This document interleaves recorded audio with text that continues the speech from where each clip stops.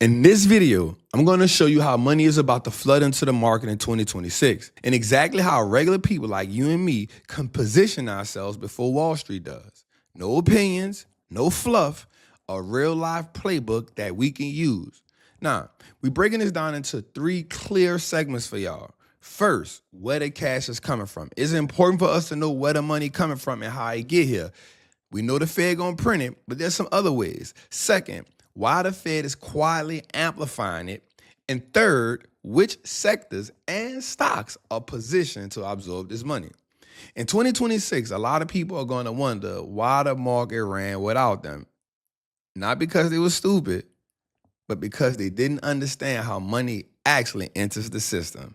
So, man, make sure you like, make sure you subscribe, and make sure you just get your opinion in your pack, because this is one of the ones you're going to watch a few times.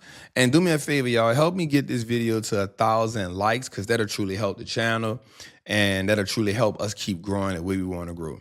Let's get into it, man. This isn't stimulus money. It isn't free money. This is your money coming back, and it's about to change asset prices. Now, hear me out. Hear me out. Before we talk about stocks, you need to understand there's a couple mechanics.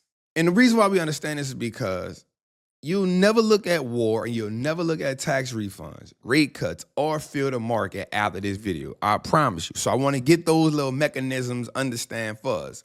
Now, let me show you what's happening and how we can position ourselves before it becomes obvious for everybody. Now, here's what we do understand. Every major conflict ever studied eventually traces back to what? Power. And in the modern world, power comes from energy and oil. So this isn't new. We've seen this before. We've seen it with Gaddafi in Libya, how they control all outside of Western systems, and they wanted to unite Africa under a currency, gold. You know America didn't like that. Second, we saw it with Saddam Hussein, Iraq, threatening oil price and power. And now we see it with Venezuela. They sit as the largest oil reserve on earth. Now, when a country controls energy outside of the U.S. influence, it becomes a geopolitical problem. Not because of ideology, but because of leverage. And that's what this is all about, y'all. Now, let's think about this. Here's the numbers. Venezuela represents 300 billion barrels of proven oil reserves at about $17 trillion. United States, 68 billion barrels.